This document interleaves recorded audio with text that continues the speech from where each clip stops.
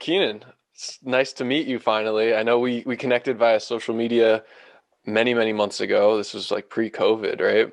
Yeah, it was. I remind me again. I don't even really remember how we connected, but it was so far down the road. I It mean, was something through Instagram. I'm not sure if like you liked one of my photos or something like that, and I was like, "Oh, this guy looks pretty cool. Let yeah, me slide into the DMs, like chat with you." I think I saw something about you were in like the news agency or like the news business, and there's just a bunch of commonalities. I was like, "All right, let's connect." for And sure. so I think you know, I like to Yeah, connect with like-minded people, and it's more difficult than ever. Like, I don't know. You seem to work in a very dynamic industry. I mhm, have, I work in an office job, so it's a little bit tougher to connect with new people each day. yeah. But yeah. So Yeah, that's kind of the nature of this job. I remember you asked me a little while ago about how, I mean, I guess I'll just talk about my podcast right off for the bat. sure. Like, you were like, how do you really connect with, with all these guests and stuff like that? And it's really kind of just the nature of my job is I just talk to people. It's kind of what you do as a journalist. And I'm fortunate enough where I can actually connect with people kind of in my local area. But I've also really kind of been leveraging social media too to really kind of meet people like you and people who are kind of in the, health and wellness and self improvement and kind of podcasting industries. And it's a really awesome tool. I mean, I don't know where I'd be without social media. So, it's got its pros and cons, but for what I'm trying to do and for what we're trying to do, it's definitely a very useful tool. Yeah, I've always felt kind of awkward about like plugging my own stuff on social. So like on Instagram, I've always just posted a thing, like whether it be a photo, whether it be a video clip, and it is what it is. It's not like self-promotional and stuff. How do you like get past that like inner not self-doubt, but how do you kind of give validity to the fact that like, hey, I'm gonna like promote my thing on social media, whether it be a podcast, whether it be like a link or a promo code. I don't know if you have promo codes or affiliate links that you have. Like, how do you get past that like mental barrier? So I'm not there with the affiliates yet. I'm working to get there, but I'm not quite there yet. But as far as like just promoting yourself, I would say you just got to put yourself out there, man. It's like something that a lot of people tell me is you just got to put it out there. And then the people who actually like want to, see your content and really are interested in, who you are and what you're about, they'll come to you. And the people that, are not, they'll unfollow or whatever. And it's kind of just the way it is. It's kind of like with anything else in life. You just got to, be your authentic true self. And then whoever is going to be there is going to be there. And whoever's not is not. And that's kind of just the way I look at it. Right. Does the authentic true self thing kind of connects to your job? I'm curious. Do you have to put on a persona when you're on news versus like I feel like some people are genuine, like you can see in a lot, especially with local news. Not that I watch a lot of news or television for that matter in general, but like it seems local is a little bit more real, and Yeah. as you go more national or global, they're fake. Is that Yeah. just me, or is actually No, true? no, I mean, yeah, that's 100% true. And like, I gotta tread lightly when I talk about the Yes, media we're not because going to talk poorly of the media, of course not. no, but I mean, I have my opinions, and I'll at some point I'll really start to get a little more uncensored, unfiltered when it comes to that. But I kind of agree with you is that when you're on the local level, I think that what kind of separates local news journalists from more national news journalists is that you're reporting on the community and you're Mhm. reporting on things that are happening kind of at the micro level. And I Right. think that when you do that, and you're talking about a local business or you're talking about something that happened, there was a shooting that happened on this particular street corner or Sure. whatever, and it's like people are watching, and it's like it's something that's happening in their neighborhood, and it's something that's affecting their lives really more Right. than what's happening at the national stage. And I think that I think people are able to connect with that more. So I think and it really is beneficial for you, especially if you are a TV journalist that's trying to kind of climb that ladder and eventually you want to get to CNN and Fox, MSNBC, wherever you're trying to go. Sure. It really helps that you separate yourself out from the rest of the pack by being more authentic. And it is kind of weird, right? Because you have that authenticity when you're trying to be a genuine reporter and trying to be a genuine personality almost. And that kind of gets watered down as you climb up the ladder. So it's interesting. I've never really thought about that until you mentioned it. So it's interesting. Right. Yeah, for sure. I Do you follow Barstool Sports or anything of that nature? I mean, I know about him. I don't really follow him super closely, but I know who he is. Oh, okay. Specifically Dave Portnoy, because he's done like the most authentic kind of social media stuff that I've seen from a large account. Hmm. As accounts get bigger, they seem to get less personal. And I'm not a barstool kind of aficionado in terms of like the content is sports related. I don't follow sports particularly. They're sports betting, like all the derivatives of sports and like frat culture kind of. That's not to talk poorly about it, but it's just genuinely that's the culture that they're going for. Um, and I followed him because his stuff is so authentic, Hmm. and it's fascinating how a non somebody who doesn't fit their demographic will follow them by pure authenticity.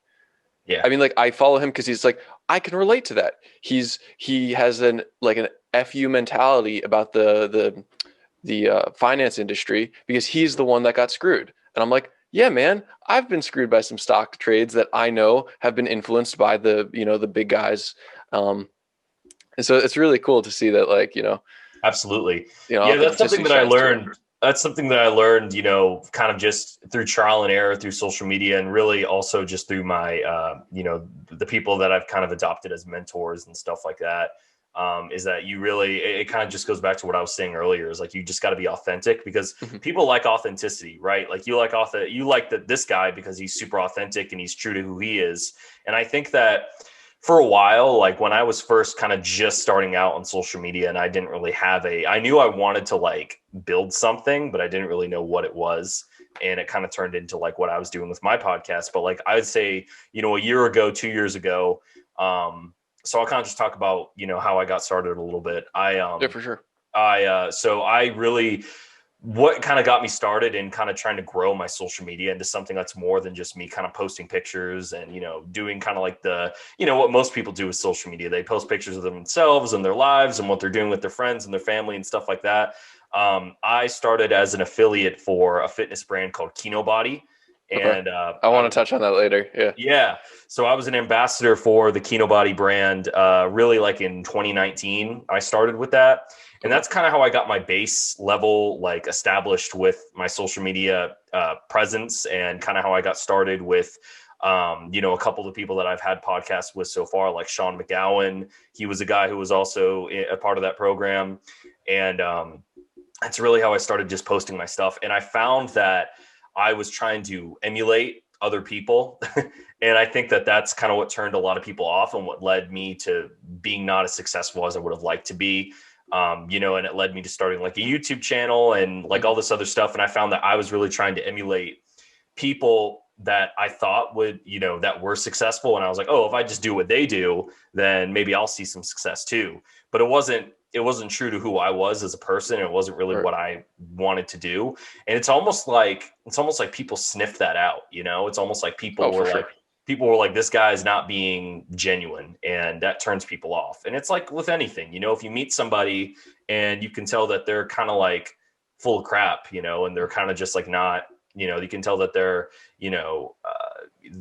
they're maybe not being manipulative, but they're just trying to like, blow smoke up your ass a little bit, and just trying to like, Mhm. be something that they're not. I think that turns people off. And, that's something that I found with social media too. So, just through trial and error. And then eventually I was like, all right, I'm going to stop trying to, cause I like fitness, but obviously I'm not like a fitness aficionado. I'm not a fitness guru. I mean, I'm Mhm. interested in fitness. It's a big part of my life, but it's not something that I'd want to make, at least at this time. I wouldn't want to make it as part of like my brand per se.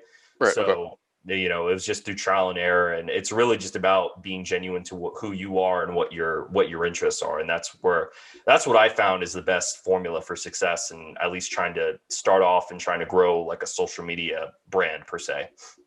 Interesting. So you've moved from the Kino Body and Grego Gallagher kind of association to now you're launching a podcast. You're in a similar stage as I am. We went back and forth about software and stuff like that. It looks like you've kind of hashed out some of those details because you're uploading episodes left and right, which is like absolutely phenomenal.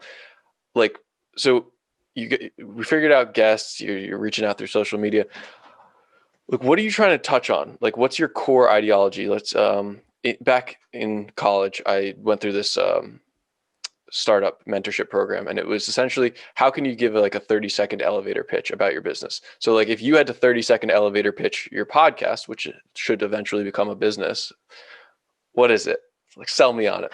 So my podcast is called Trailblazers, right? And Trailblazers in my mind are people who are innovators, people who are creatives, people who are up and comers and making a difference in their field. And for me, that's business, entrepreneurship, art, fitness, health and wellness, all the areas that I'm really interested in. And if I see you making waves and making a difference, I want to have you on, because in my mind, podcasts for me are, I think that there's so much power in just casual conversation, what you and I are doing right now. So Sure.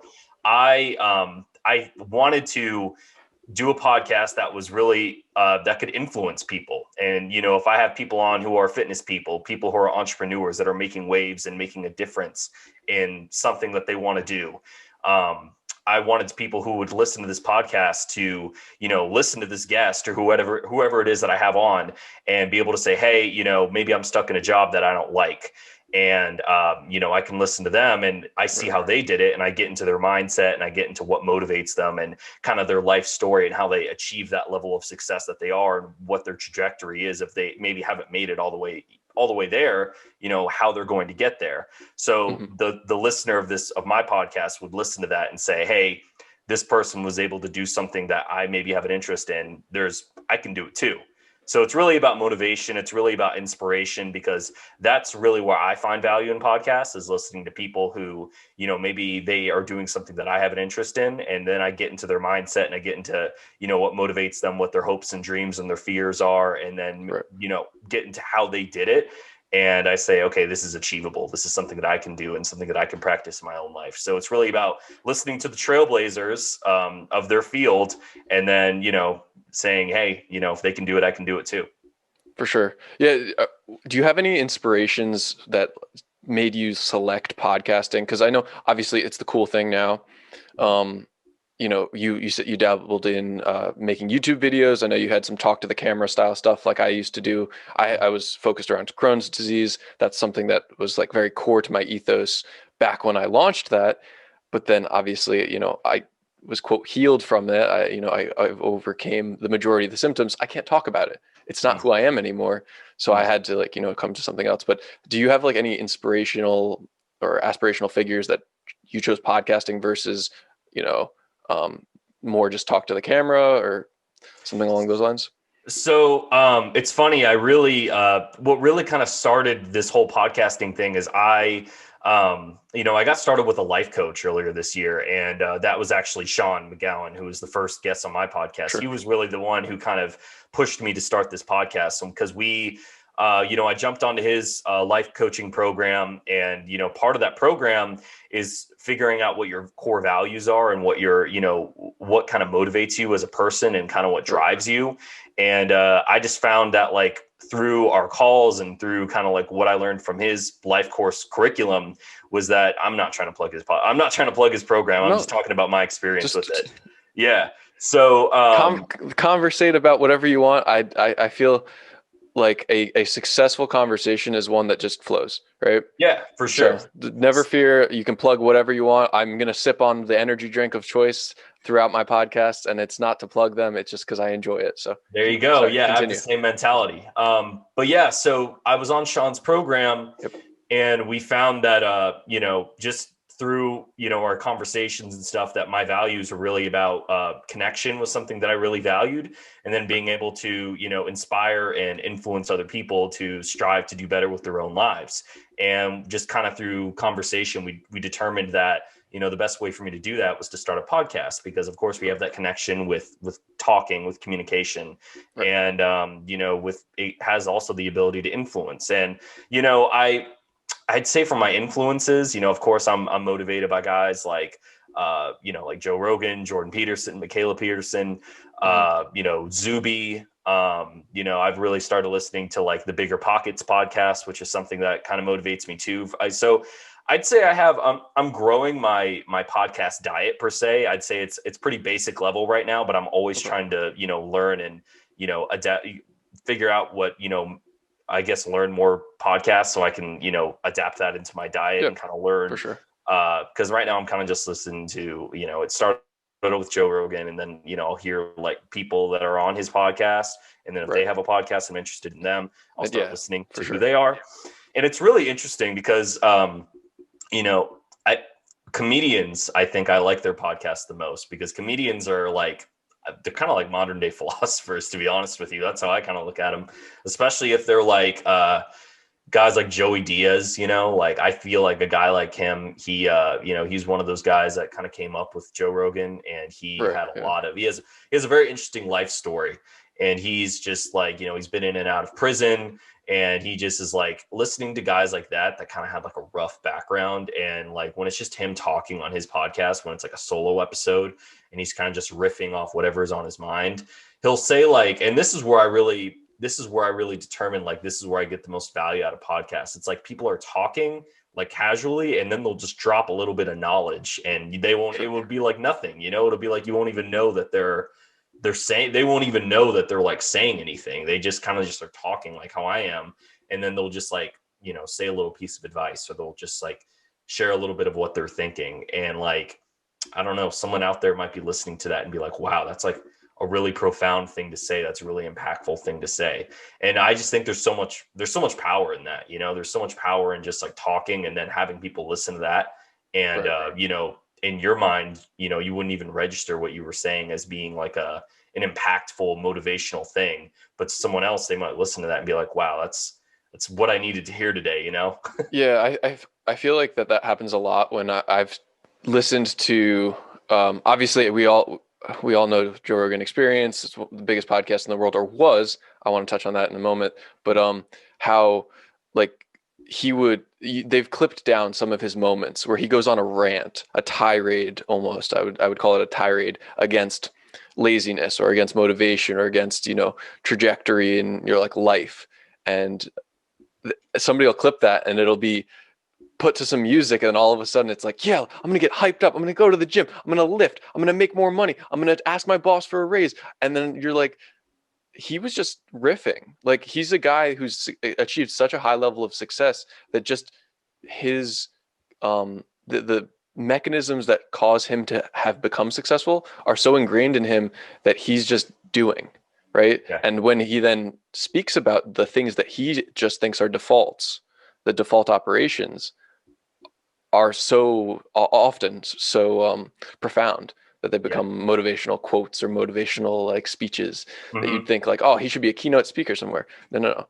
That has to come very authentically Absolutely. from the moment.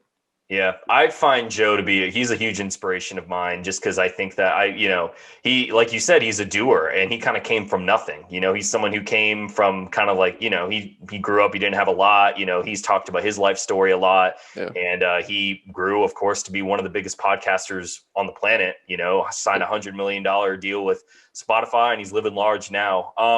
I wanted to ask you something actually Sure. about that, because you know, I've just kind of browsed like the Reddit page about Joe Rogan, and I feel like a lot of people have complained that, and I wanted to This get is your, this is what I want to talk about. Yeah. yeah, Let's go yeah. for it. So I wanted to get your take on this, because a lot of people have complained, I guess, since Joe has signed on to Spotify, that his podcast has declined in quality.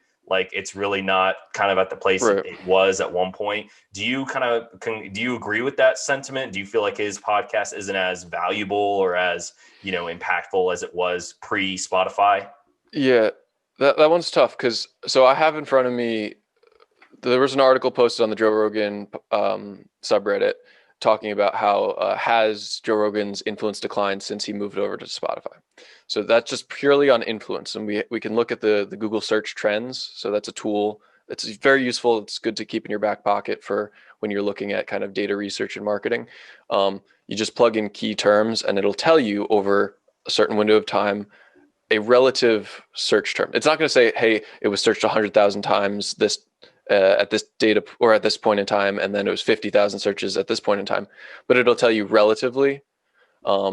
So the peak is always 100%, and the bottom is, you know, towards zero. So right up until right before his Spotify deal, that's the 100% point, and since then, so that was, you know, it's like late, what is that, 2020 ish. Yeah, that was. I think he announced he was going to sign like in September 2020. So yeah, I'd say around. So if you so I'll back off that statement. So around that September 2020 point, yeah, I mean he's nearly at half of that now, half of the interest in Google people searching for that. So that September is that 100% point, and now we're looking at like 45-50% of that total number. Mm-hmm. Of people looking up his name or looking up his name along with other search terms. So yeah, I totally think, to answer your question, I totally think that there's two sides, I guess. There's one, my likelihood of seeing his content has declined dramatically. So recently I've seen some clips on, I believe it was Instagram, and it might have been YouTube, that have inspired me to watch some of his episodes. So there's a recent episode with a comedian, and so I decided to watch some of the episode. But the experience is great on Spotify, no complaints there. It's just that the likelihood that I'll go to Spotify to find a piece of content really low. Mm. And then, so like I'll go to YouTube for clips and stuff like that, great. But since he's not posting as many clips, I think he posts 3 to 5 clips of his recent episodes. That's not enough of a hook for me. Mm-hmm. And then the real part of your question is, has the quality declined? Of the guests, of the conversation? Absolutely. Mm. He doesn't seem to have that fire underneath him to have those edgy conversations. And like, he had a bunch of controversial figures on his podcast, and that's kind of what made it exciting. That's why it was counterculture. That's why he had the audience he did. He had young men that have now moved to other podcasts. They moved to Jordan Peterson's podcast. They moved to listen to Michaela Peterson. They moved to listen to Lex Friedman. I don't know if you've heard of him. Mm-hmm. So all these other legitimately, like, they haven't sold out yet. They're still authentic. It just, going back to what you were talking about, it doesn't feel authentic anymore. He's not having the conversations that interest him. He's having the conversations that he feels are advertisable. Yeah. Do you think that's because I was reading some of the comments on that subreddit, and some people were like, yeah, money does weird things to people. Mm-hmm. Like once Joe got that $100 million check, he got complacent. He was like, he just was, didn't have that fire underneath him, like you said. Do you think it's more of that, or do you think it's more of like, maybe, I don't want to get conspiratorial here, but do you think that like Spotify is the one that's kind of reining him in a little bit and saying you can't have these edgy conversations anymore because we feel it's not as marketable, it's not as, it doesn't reach as broadly to as big of an audience as we'd want, Sure. I think from what I've seen, there were something like 40 episodes removed from the catalog that was on YouTube to the catalog that's on Spotify. I think it's 40. And Joe recently admitted on one of his episodes that he's decided not to port over some episodes because he said his wording wasn't that Spotify specifically explicitly said episode 1460. I don't want that. Obviously, that's just a random number. I'm not specifically saying one, right? But he was suggesting that they had suggested that they didn't like certain episodes, or they wouldn't be as happy with certain episodes, which is a silly thing to say. It's like, if my passion project had if it wouldn't have affected the relationship, and my passion project was all these episodes, this whole catalog, he supposedly is super passionate about all of these, and he's porting these over, if it's not going to nuke the deal, do it. Yeah. He's already got a signed contract. What's it going to do other than continue to maintain that authentic audience that he had, that were super passionate? And like, now the fact that we're having this conversation is also problematic. The fact that we're questioning his authenticity, the fact that we're questioning, has quality declined? Is he a sellout? Is he, like, all those are problematic, and things that you as an entertainer don't want to have happen. That's the start of the decline. Yeah, exactly. So it's just, that's its own problem. Yeah, I still enjoy his podcast. Like I listened to it today. I was listening, the latest episode with, Dave Smith. I listened to the one with Action. That's the comedian I was thinking of, Dave Smith. Yeah, good podcast. Yeah, I got to check out his podcast. I didn't know he had one. Oh no, I'm talking that. Sorry, good podcast Oh, episode. Yep. the episode. Yeah. The I think episode he is does good. have a podcast though. He does mention it at the first like 10 minutes or so. Yeah, he's an interesting guy, but it just it feels very commercialized now, like I hate how like I listen to it and then like randomly at a random point in an episode there'll be like a DraftKings commercial that pops up, like they'll have like 3 or 4 Yeah. this commercials that are just like plugged in at random points in the episode, and I'm like, it's annoying, because you got to just fast forward through it, and it's just, I miss the days of when, Joe was just kind of this like, just this guy who had a podcast and would just riff on his thoughts. And, that's what I'm talking, that's what I'm really getting at with this whole thing, that like casual conversation is so powerful, because here was this guy who was just like a stand-up comedian and like a UFC commentator, like kind of just, a hodgepodge of all of his interests. And that's another thing that motivates me. And, I'd say guys like him, and like obviously I'm influenced by guys like, Kanye West, for example. Like, I'm wearing a Yeezy hoodie right now. Like I I didn't think, even see that. Okay. yeah, like Kanye, I think him and like Kanye are like, to me, they are like the ultimate trailblazers, like bringing it back, like they are people who just did not care, and, had these visions and these thoughts in their head of what they were going to do and what they were going to achieve. Like for Joe, that was being a UFC commentator, that was being a comedian, that was being a podcast host. Like he had all these interests and he just made it happen. And I think there's people, out there that will say, you can't do all these things. You got to like, you can't be a podcast host. You can't be a UFC commentator and a comedian. Like those things don't connect. Those things don't mix. And then likewise with someone like Kanye West, like started off as a producer, became a rapper, and became a fashion designer, like a shoe designer. Yep. And there were people along the whole way that were telling him, you can't do these things. You can't, you're a producer. That's what you're known as. You produce. I don't know if you're familiar with his backstory or whatever, but I have no understanding of his backstory. All I've seen is his Joe Rogan episode from, a few months ago, as well as I love the 350s. That yeah. style is it appeals to me, even though I'm not a fashionista. Mhm. Yeah. So sorry, continue. Yeah, no, but like, You want to give a rundown of his history real quick so I can yeah, of catch up? course. Yeah. Well, what I was going to say is basically like, Kanye, he started off as a producer, in the early 2000s. He, came up, producing beats for Jay-Z. Jay-Z was the one who signed him onto his record label. And his whole dream was to become a rapper. That was his whole thing. And he thought that producing, making beats for other rappers would be a good way to kind of get his foot in the door. And because he came from sort of like a middle class background, and he was the one that kind of, I guess, changed, the whole rap scene from being like, you had to be a thug, you had to be a gangster to like become a rapper. Here he was, this, middle class guy that, went to art school and stuff like that, and was kind of like this artsy, weird, kind of quirky guy who was like, he had a dream of becoming a rap star. And, everyone was telling him, hey, you don't fit the image, you don't fit, you don't check the boxes to become a rapper. And he was kind of like, screw it, I'm going to do it anyway. And yeah, go ahead. That's just making me sorry. I don't want to derail on what the story, but that whole thing is coming back. The whole idea you have to have a criminal, like there was a period because of Kanye. I believe this. This from what you're describing, the SoundCloud rappers could be anybody. You didn't have to have a fanciful history, but now it's flipping back. Now these like middle class white kids are becoming, criminals in a way, intentionally for the sake of clout and like, oh yeah, like here, I'm going to have a firearms, felony charge on my record.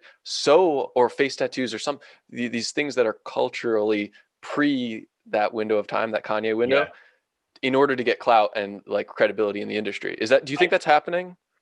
Yeah, to a degree it is, because I think that I'm almost, are you thinking, because I was thinking about Young Gravy. Did you think of the Young Gravy when he was on? I have no name in mind because I just genuinely don't know that industry. I listen to music, I'm a consumer of it, but I don't know the artists or anything like that. So I don't know, so you haven't listened to the Young Gravy episode on Michaela Peterson's podcast? No, I haven't caught up So on her So episodes. he's an interesting guy. And he kind of as soon as you started talking about that, I thought of him because he is a guy who started off in the finance industry. He's like, he's from Minnesota. Like he's the most upper class, like white, like, purebred kind of kid that you can think of. Okay, And he was like into finance and stuff like that, like very, 6-figure job, kind of like, I think he went to some Ivy League school too. Like he was a Harvard graduate or like a Yale graduate or something like that.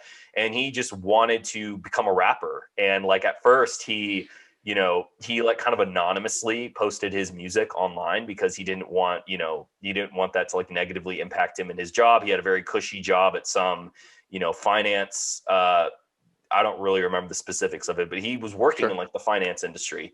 And eventually it caught on, and he had this image where he had like, fancy, gold chains and tattoos and all the stuff. And it was kind of like a joke almost. Like it was supposed to be kind of like silly and over the top and funny that he was like this white kid that was all like Hmm. gangster thug or whatever. But because he had such a good history in like finance and marketing and things like that, he was able to market himself as a rapper, even if him as like the Interesting. music, even if the music wasn't like quality per se, he was Okay, able to sell it on his image of being like this kind of like over the top funny, white kid that was almost like a meme, almost like his whole thing. interesting. Yeah, And the that's how memes are so powerful nowadays. yeah.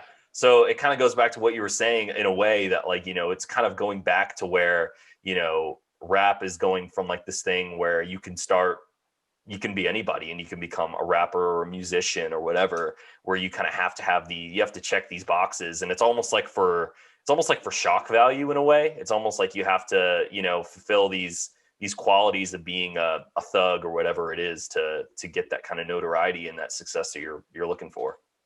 Right, yeah, especially now, like I just wish that there weren't those stereotypes in any industry. Like I Yeah. in the finance industry, let's talk about that. Like you have to be clean and like put together and all that.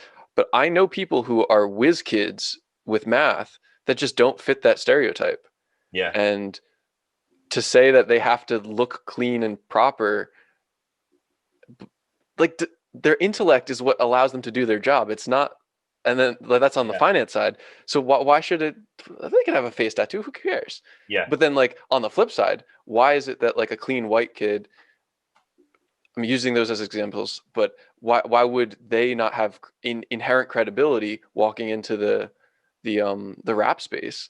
I Mhm. get that if you just mirror it over from an unkept person going into finance and then vice versa, but it's Yeah. just like why? If we're truly overcoming stereotypes and overcoming this idea of like your identity is really who you are in your ethos, not like your outer representation of it.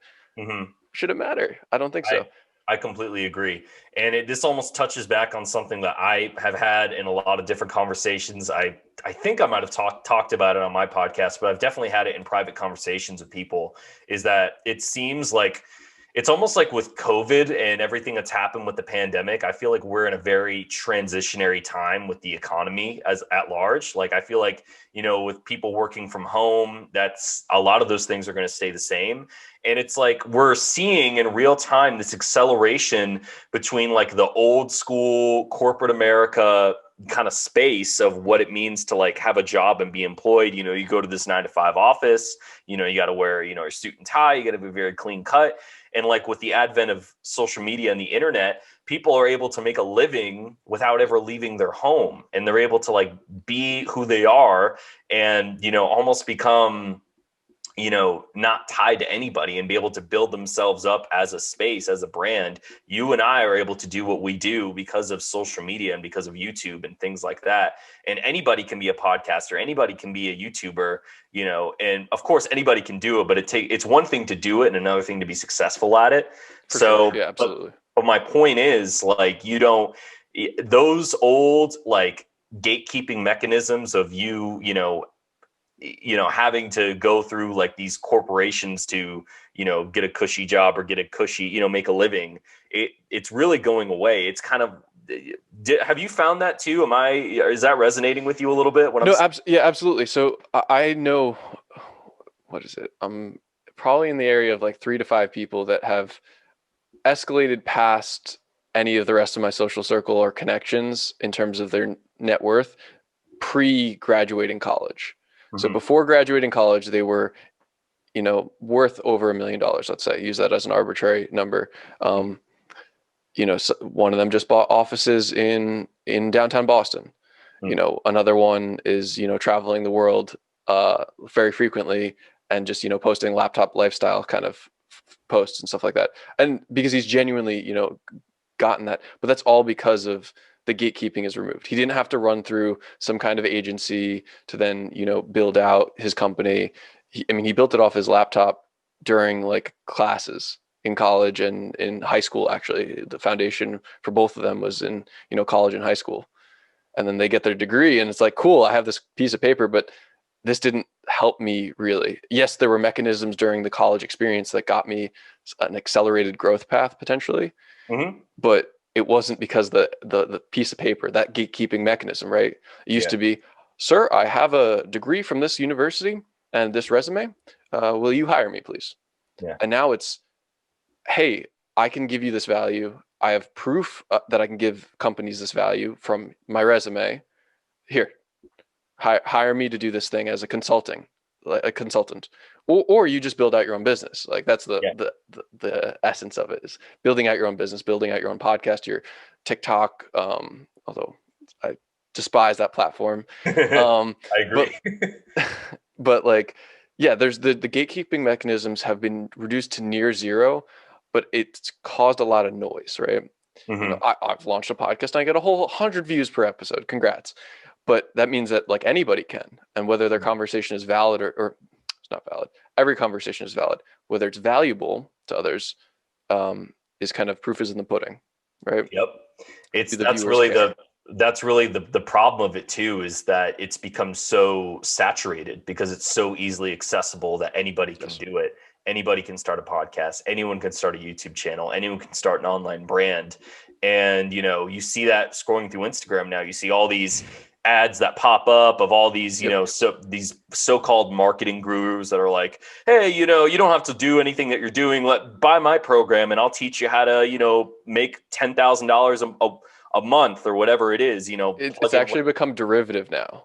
Yeah. I don't know if you've noticed. Is, hey, I know you're sick of getting the ads for how to become a millionaire. Like that's how derivative it is. They know that there's so many ads out there that they're now differentiating by like, I swear I'm different than the other guys who are telling you how to become a millionaire from my ebook or Yep. my course or my, webinar. Mhm. I think it's great. It's very annoying as the recipient of those ads and all that, but it's Mhm. great that these people can build a ton of wealth off of the back Yeah. of genuine success, genuine Yep. value that they're providing. And I think that's the problem with the podcasts that don't take off, is not the problem. It's again going back to, it's, if they don't provide value, people don't care, right? If Yeah.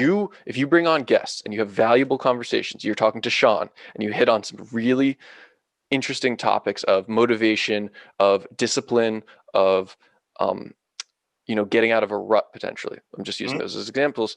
If you hit those subjects and you get it to the right audience, you can build 1,000 true fans, right? Yep. And now you have those 1,000 true fans. And then if they're true fans, like I used to be a true fan of Joe Rogan. I've lost that true fan status because he's my feelings towards it. But I would share clips of his episodes. I'd be like, dude, check this out. He talked about this cool thing. Yep. So like, I think that's where you can raise above the signal and the noise. Have you heard of that phrase? The signal and the noise. I haven't heard that Okay, particularly. so it's an idea of when you have a data set, you can see a bunch of noise, right? There's a ton of data out there, and then Mhm. there's a signal in there that tells you something. So, in anything. So in the case of our podcasts, is whether there's 50 podcasts out there, so every single one is, valid, easy to find and whatever. But if there's 1,000, now you have to find the signal in that noise, the Mhm. real message in all of these podcasts, and so Yeah. it'll rise to the top. Yeah, that's interesting. And it's like, I kind of lost my train of thought for a second, but Sorry, I can going. riff and No, totally no, no, derail it's people's okay. minds. I just wanted to go back to like that gatekeeping idea. And it's like, Sure. it's created the space where anybody can do it, of course, but it like value is the key thing. And that's what I was going to say is there's this book apparently called a Thousand True Fans or something like. Um, I believe that was an ebook published by Tim Ferriss I think in that's his what it is. early days around when he published the 4 Hour Work Week. Hmm. I could be wrong about the specifics, but yeah, 1,000 True Fans. That's where I've come up with that phrase. I have a signed book. Actually, it's right under my tripod where this camera's situated. I have his two of his books using to support it at a higher height. Yeah. Yeah. What do So you want to talk about that's on 1,000 True Fans? Yeah, that's like really that was kind of like a game changer for me just because the whole concept of that really is just like, because again, going back to like my early days of social media trying to grow my platform was I thought I needed 1 million followers. I thought I needed 100,000 followers and stuff like that to really make an impact. Right. But now that's kind of meaningless, right? Like I don't even really look at people's follower count anymore because anybody can buy 100,000 followers. Anyone can buy 1 million followers. And chances are, unless you're like an already established, figure, celebrity, politician, whatever it is, a lot of those and even then, those followers, a lot of them are fake. But my point is, you can buy a lot of those followers and say, Yeah. hey, I have 2 million people that follow me, and it's like, okay, cool. How many of those people are real people that actually Yep. connect with your message and actually like are a true fan? So in that sense, it's way better to have 1,000 people that follow you that are like truly devoted followers of you and like Yep. love your brand and love everything that you put out and will like follow you to the end of the earth and buy everything that you put out than having 1 million followers where I don't know, majority of them are just bots. That doesn't do anything for you. Right. Absolutely. Yeah. 1,000 True Fans who, like you said, who are willing to buy the things you put out. And obviously, there's some underlying principles that have to stand, like the products that you're either touting or that you are launching have to be, valuable. But like, yes, 1,000 people, if they are your true fans, the principle of it is that they would buy that every single one would be a contender for the products you're launching.